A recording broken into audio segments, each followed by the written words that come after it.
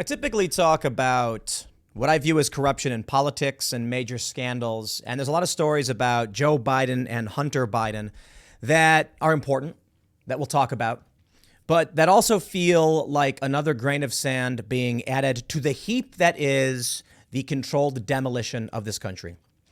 On Timcast IRL and on this show and others, we often talk about what feels like a controlled demolition of the United States.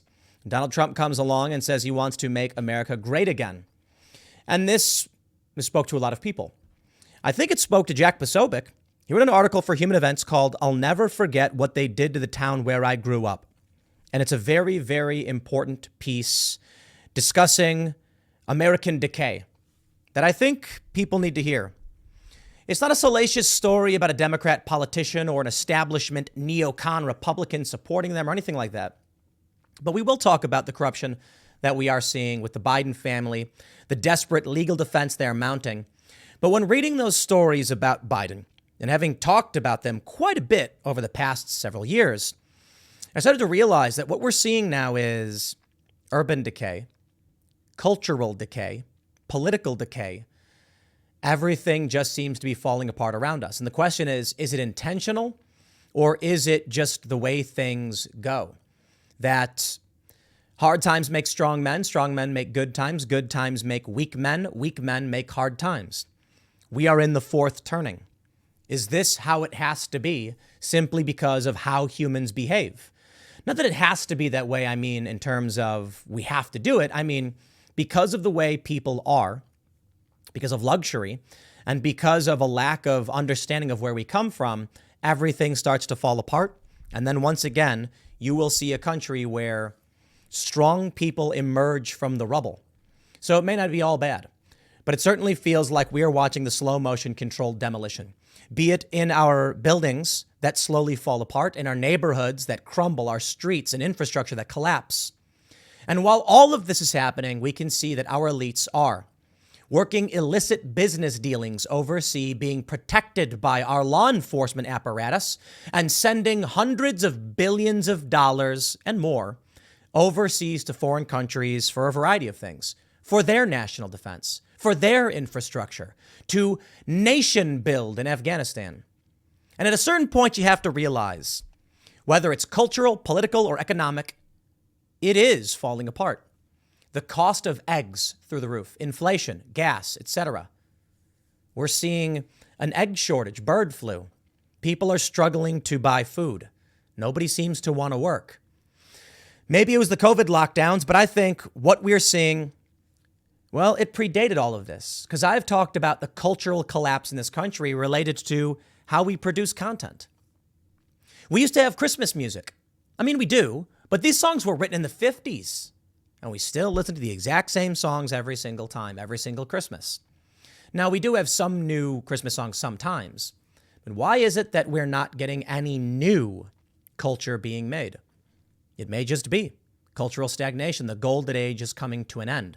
We will face hardship, and we will have to learn to survive. And the question I have for all of you is, which path do you choose to take? That is, do you choose someone like Donald Trump, perhaps, albeit somewhat silly to suggest, the emperor to cross the Rubicon and transform the republic into the true empire, which could lead to 2 centuries of prosperity in a country plagued by corruption? Do you simply then lean into the corruption and say, take what you can before the ship sinks? That's up to you. But let me read you some stories and talk to you about what I mean. And this segment will be a bit different from what I normally talk about on this channel, which is like big news story, thing happens, affects you. And this will be kind of, I don't know. I'm just feeling it today. There's something in the air. Something is happening to this country, something bad. Maybe Trump could be the one to fix it. I don't know.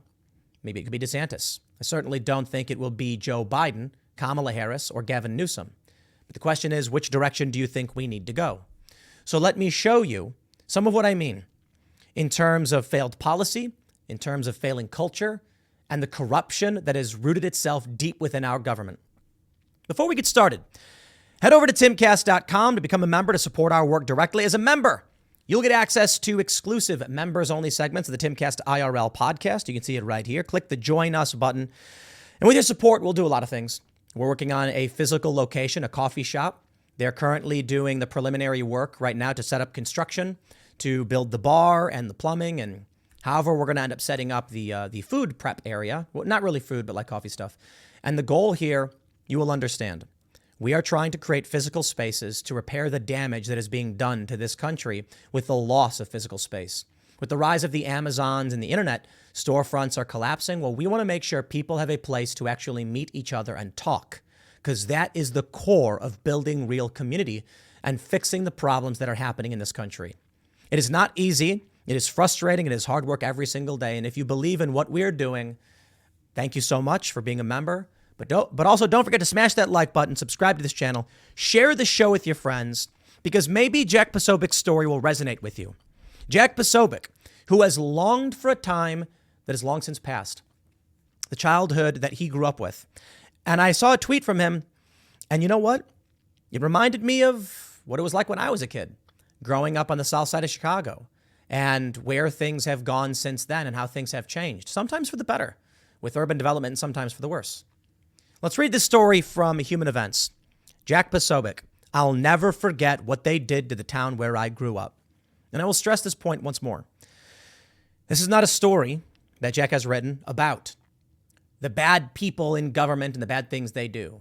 I have that story. I will read it for you. It will be a part of this because I do think it plays a role in what happened to towns like Jack's. But this is something you need to understand. This is the grassroots. This is the bottom. When we talk about nothing but top-level politics, Democrats, politicians, etc., you don't actually see what happens when you support corruption or when you ignore it. But this story brings it up. Posobiec writes, Norristown, Pennsylvania is a town of 35,000 along the Schuylkill, I'm pronouncing that wrong, Jack, River, Schuylkill, how do you pronounce it? About 8 miles outside of Philadelphia. In 2015, Norristown was named one of the 100 most dangerous cities in the United States. The crime rate was higher than 93% of Pennsylvanian cities and towns. The town's reputation is still notorious. At the end of 2022, Norristown police held a public meeting to address continued increases in aggravated assault, arson, auto theft, burglary, murder, rape, and robbery. Growing up in a town just outside Philly, I used to know everyone on my street and play outside until the lights came on. Sounds familiar. My family lived in Norristown since we arrived from Poland. We don't live in Norristown anymore. Take a look at these pictures he posted. What his house looked like then and what it looks like now. It's kind of sad. Guess how much the homicide rate spiked on Powell Street between these two photos. Something happened. Jobs started drying up and crime started rising, even violent crime. My parents moved us out when things kept getting worse. I used to walk down Powell Street to the library once a week and get lost in the stacks of books. Sometimes I'd pull my wagon behind me to fill it up with new literary finds. After homeless people started stabbing each other there, my mom didn't want me going anymore. My Catholic school had closed down a few years before, and we transferred to another Catholic school a few miles away where it was safer. We had a great community where kids walked to school and families knew each other. That one's closed now too. And our high school too. Worked at Koropolis Bakery in high school, and after high school, I went to Temple in North Philly. And then I really found what crime was like, found out. But I didn't understand yet why no one did anything about it. It was like leaders just left all these places to die. My dad worked at the state hospital, at a mental health facility, and so had my Nana. I was always proud. They helped people who had psychiatric issues. Then one day he told us the hospital was getting defunded. I asked what would happen to the patients. He said, they're graduating them. We used to play Little League at Ackies Field right across from the hospital.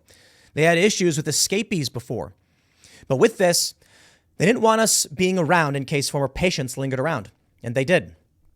Ended up being able to join the military, was fortunate enough to see the world, got to visit my family's homeland of Poland, lived in China even. But I never forgot what happened to the town where I grew up. They took it away. Now that I have family of my own and 2 little boys, the concept of community, tradition, and faith are so much more real. And there are still good places for us to go. But that doesn't mean what happened to my town didn't happen. And they all got away with it. I've never taken my boys to the streets where I grew up. So if you ever want to know, that's where I'm coming from. I saw this story. And this is what happens when corruption is allowed to run rampant. This is what happens when regular people say, "Don't ask me to stand up." Corrupt individuals will begin looting. The looting will lead to dilapidation. The system will decay, crime will increase, and then there will be nothing to show your children. And it's something I think about. Someone mentioned to me that the idea that our lives are so dramatically different from our grandparents is a dramatically new idea. For almost all of human history, it didn't used to be that way. I was watching that show.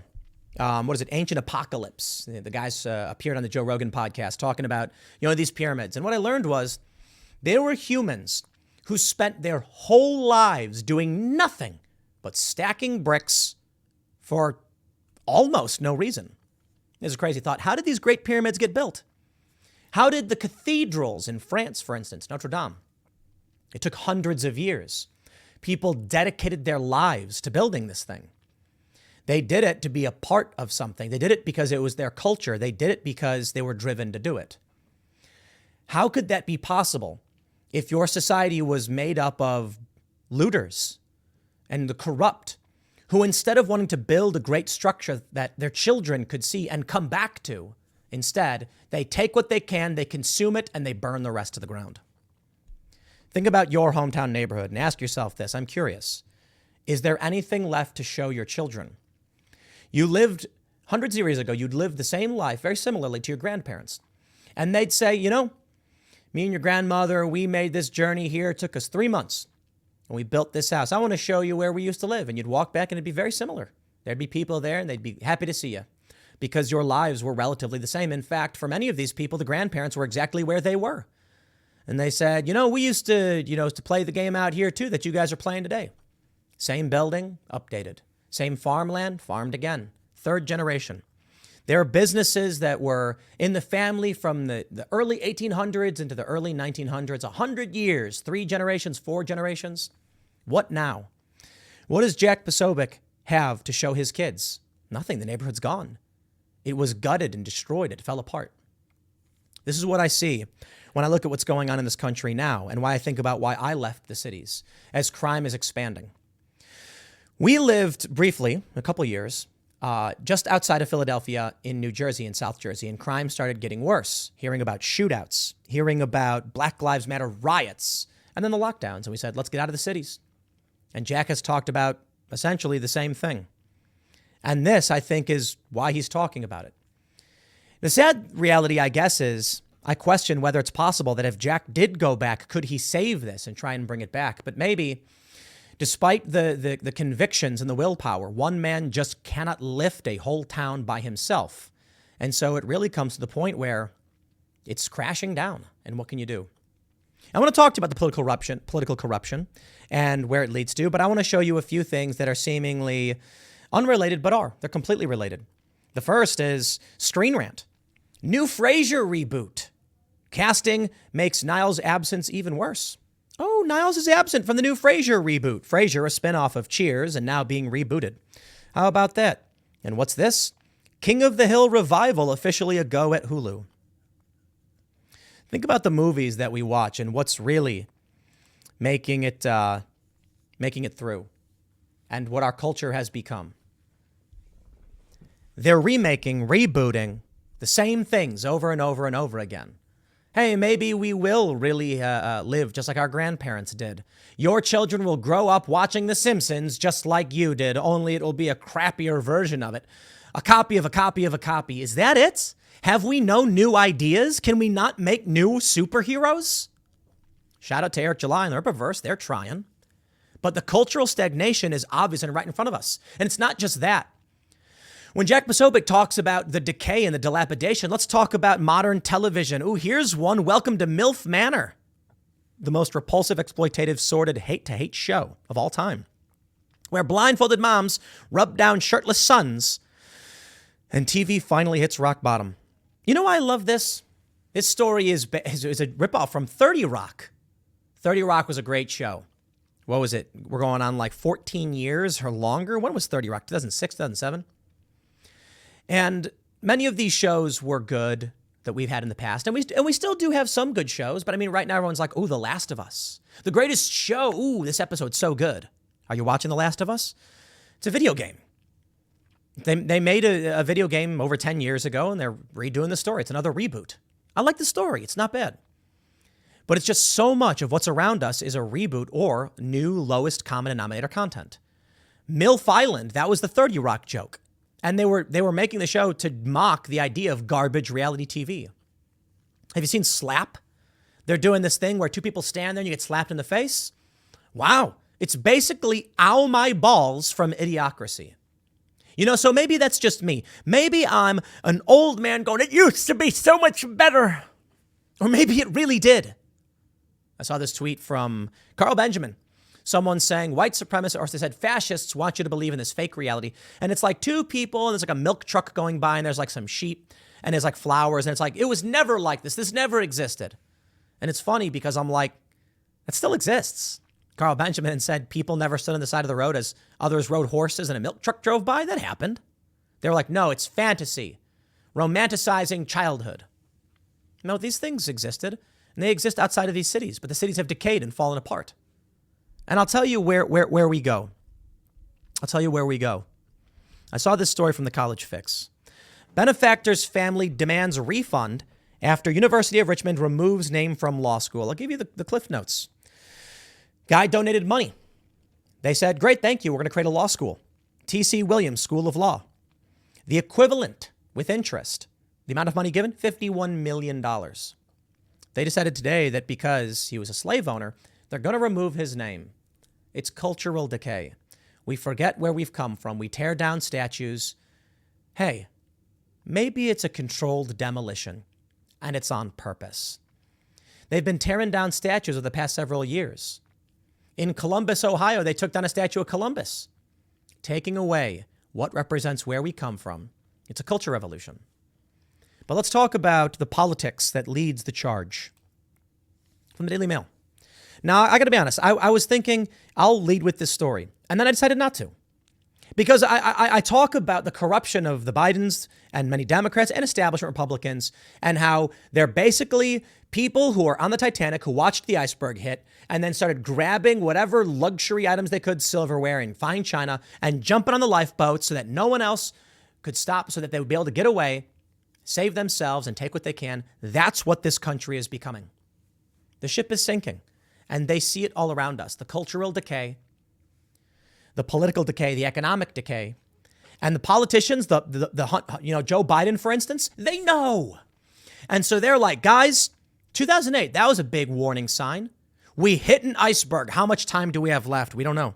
Okay, better extract what we can from the system and invest it elsewhere before it's too late.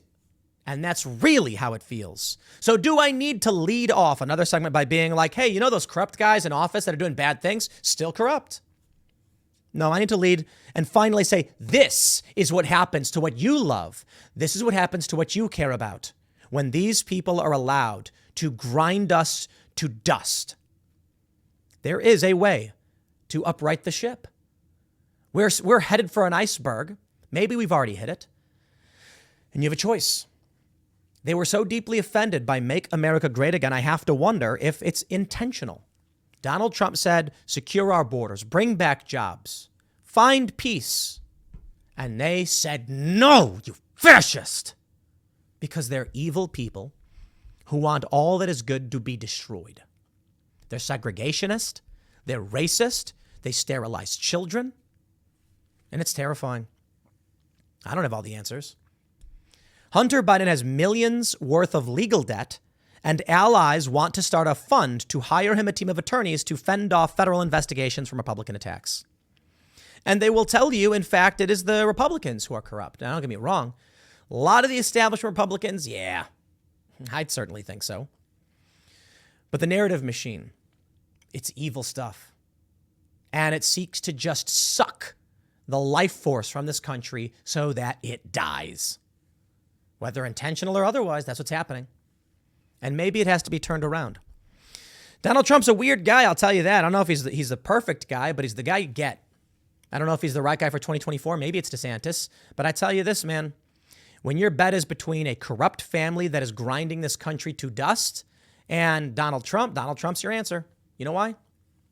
The best numbers of our lives. Jim Cramer. Well, he is kind of always wrong, but the reality is when you're talking about a fact basis, that was true. In 2019, the economy under Trump was booming. People were saying they were making more money than they'd ever made in their lives. And then COVID happened. Everybody blamed Donald Trump for the virus. Yeah. And then Joe Biden gets elected. And now we're back to where we were. Back to where we are now. I don't know that Donald Trump is the real hero that's going to get us what we need to make this country better. But at least he was saying it. Joe Biden's not.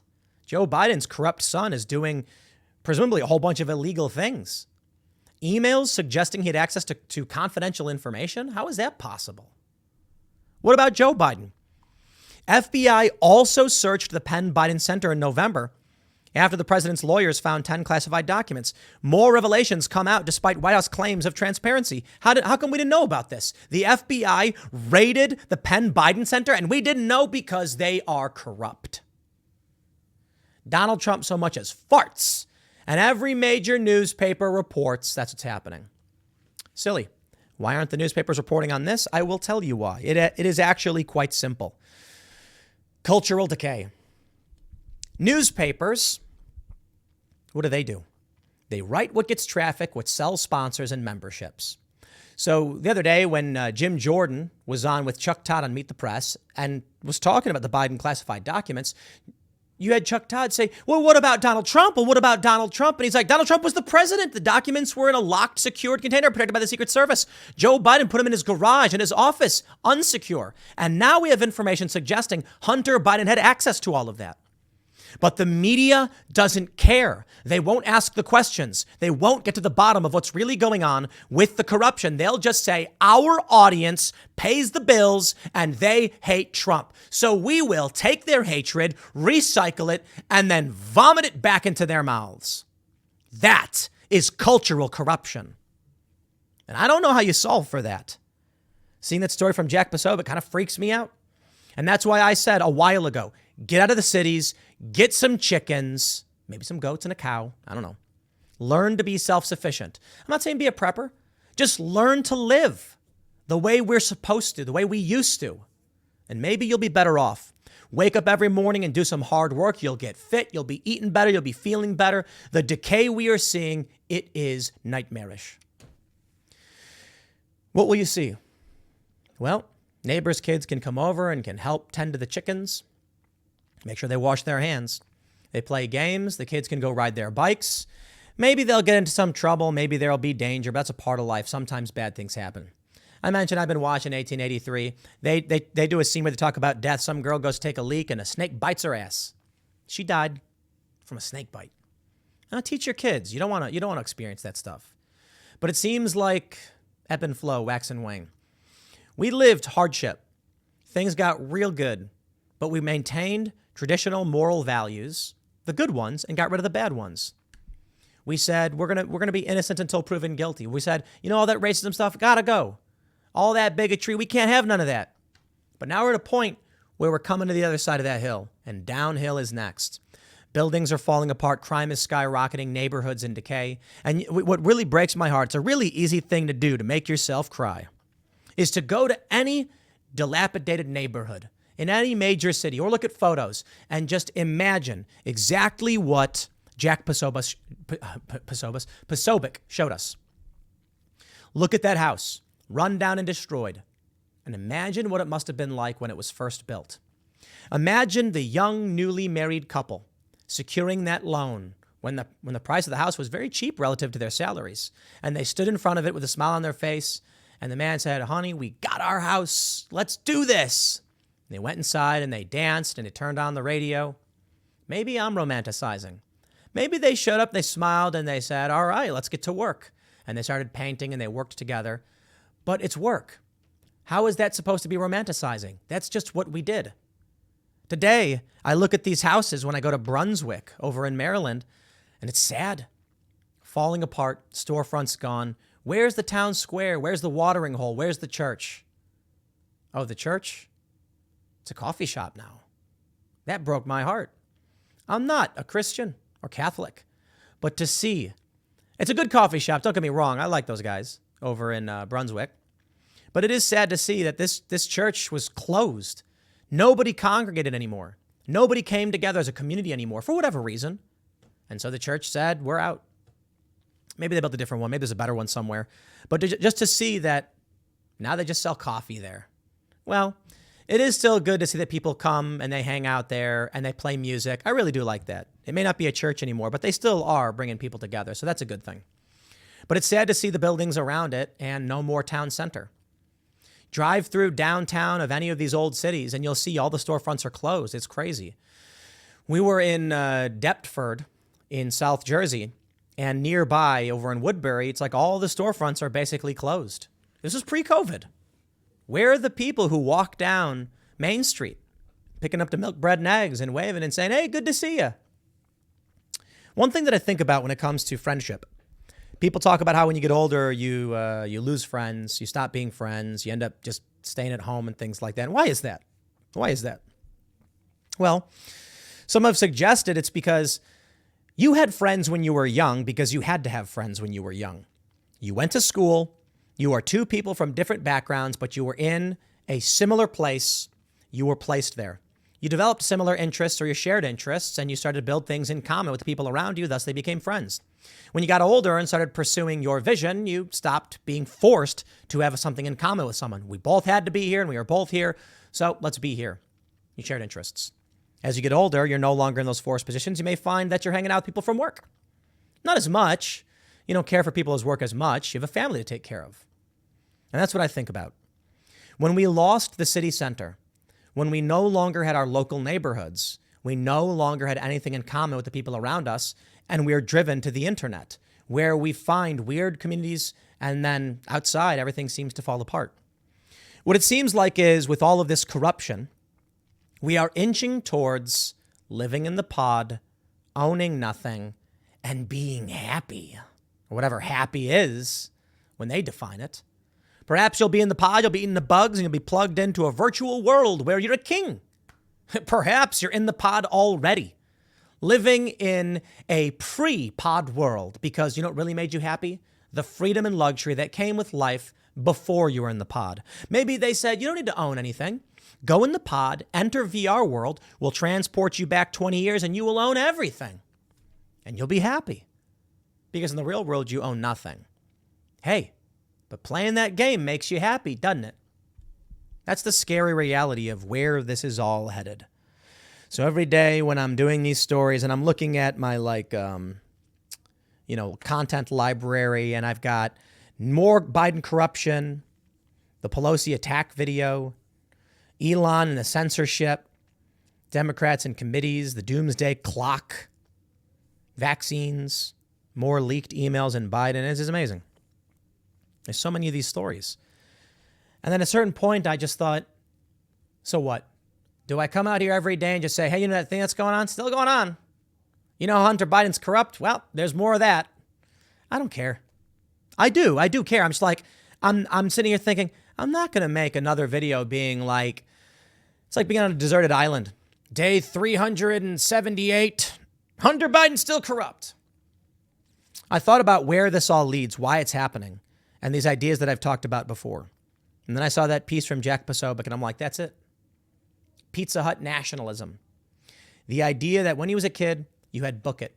Your school said if you read the book, you get the little thing, and in that's a little free personal pizza and donut. I remember I went and got my little personal pizza for free, and then I got a free donut. That was cool.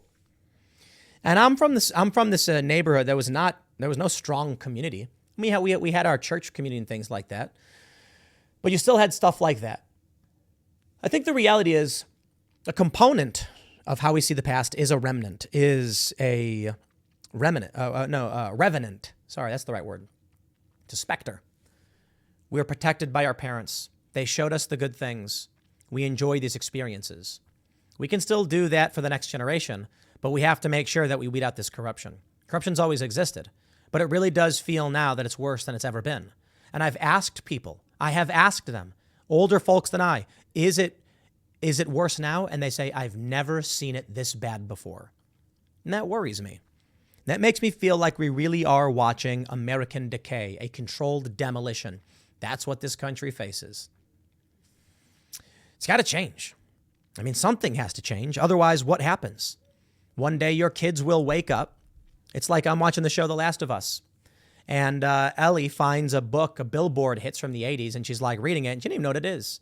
She was born years after the civilization already collapsed. And it's a sad thought. I want you to imagine this. Two things. Telling a 15-year-old kid, let's say you're 50 years old, you're 55. I'm saying, let's say it's 15 years from now.